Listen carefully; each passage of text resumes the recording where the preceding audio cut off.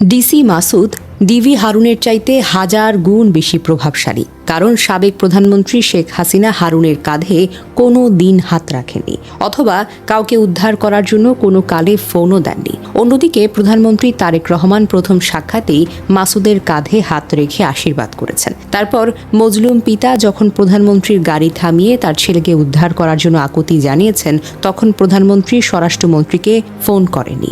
IG DMP কমিশনারের কথাও তার মনে আসেনি। তিনি ডিসি মাসুদকেই ফোন করেছেন। আর মাসুদ ঠিক গল্পের মাসুদ রানা অথবা জেমস বন্ডের মতো কিডন্যাপ হওয়া ছেলেকে উদ্ধার করেছেন। সুতরাং তোমরা যারা মাসুদের বিরুদ্ধে চিৎকার করছো, তারা মাসুদের কিছুই ছিঁড়তে পারবে না। সামাজিক মাধ্যমে এভাবে লিখেছেন গোলাম মাওলা রনি। এদিকে রাজধানীর সোহরাওয়ার্দী উদ্যানে পুলিশের মাদক বিরোধী অভিযান নিয়ে বড় ধরনের বিতর্ক তৈরি হয়েছে। গত সোমবার রাতে অভিযান চলাকালে পুলিশের লাঠিচার্জে আহত হয়েছেন ঢাকা বিশ্ববিদ্যালয়ের শিক্ষার্থী নাইম উদ্দিন, 2 সাংবাদিক এবং আরও কয়েকজন দর্শনার্থী। ভিডিও ফুটেজে দেখা যায় পুলিশ লাঠি দিয়ে আঘাত করছে। নাইম উদ্দিন পুলিশের কাজ নিয়ে প্রশ্ন তুললে এক কনস্টেবল বলেন, ছোট ভাই, আর্গুমেন্ট কিন্তু বেশি করতেছ, এরপর মাইক শুরু করব। এদিকে দ্য ডেইলি ক্যাম্পাসের সঙ্গে আলাপকালে ঘটনার বিস্তারিত ব্যাখ্যাও দেন রমনার এডিসি মাসুদ আলম। তিনি বলেন, অভিযান নিয়ে বিশ্ববিদ্যালয় কর্তৃপক্ষকে আগেই জানানো হয়েছিল, কিন্তু তারা অভিযান শুরুর কিছুটা পরে ঘটনাস্থলে পৌঁছান। এর মাঝে কিছু অনাকাঙ্ক্ষিত ঘটনা ঘটে। তার ভাষ্যমতে এই ধরনের মাদক বিরোধী অভিযান নিয়মিতভাবেই পরিচালিত হয়। অতীতেও বিভিন্ন সময় অভিযানের সময় কিছু অনাকাঙ্ক্ষিত পরিস্থিতির সৃষ্টি হয়েছে। মাদক সেবীদের কাছ থেকে কাঁচি, ছোট ছুরি ইত্যাদি উদ্ধার করা হয়েছে এবং সেগুলো দিয়ে আঘাতের ঘটনাও আছে। সে কারণেই এসব অভিযান পরিচালনায় সতর্কতা অবলম্বন করাটা জরুরি।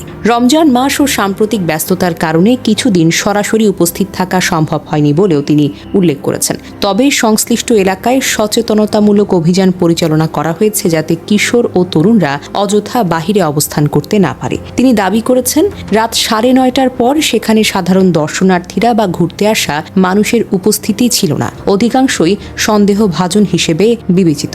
আমাদের পক্ষ থেকে কিছু ভুল হয়েছে, এটা ঠিক। কিছু অনাকাঙ্ক্ষিত ঘটনা ঘটেছে যা হওয়া আসলে উচিত ছিল না। কয়েকজন সদস্য পরিস্থিতি সঠিকভাবে নিয়ন্ত্রণ করতে পারেননি এবং অতি উৎসাহী আচরণের কারণে 2-3টি অনাকাঙ্ক্ষিত ঘটনা ঘটেছে। অভিযানের সময় রিজার্ভ ফোর্সকে ব্রিফিং দিয়ে পাঠানো হয়েছিল বলে জানান তিনি। তবে স্বীকার করেন, কয়েকজন সদস্য পরিস্থিতি সঠিকভাবে নিয়ন্ত্রণ করতে পারেননি এবং অতি উৎসাহী আচরণের কারণে 2-1টি অনাকাঙ্ক্ষিত ঘটনা ঘটেছে, যা তিনি নিজেও সমর্থন করেন না।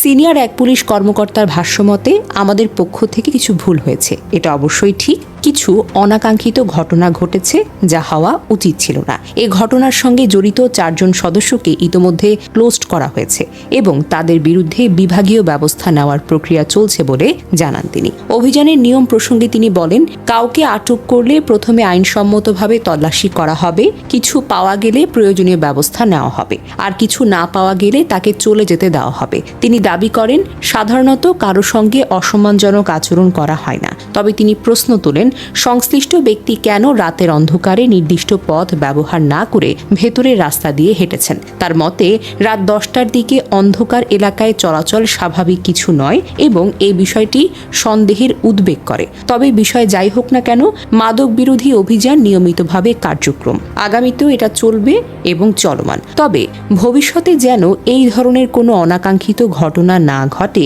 সে বিষয়ে আরও সতর্কতা অবলম্বন করা হবে।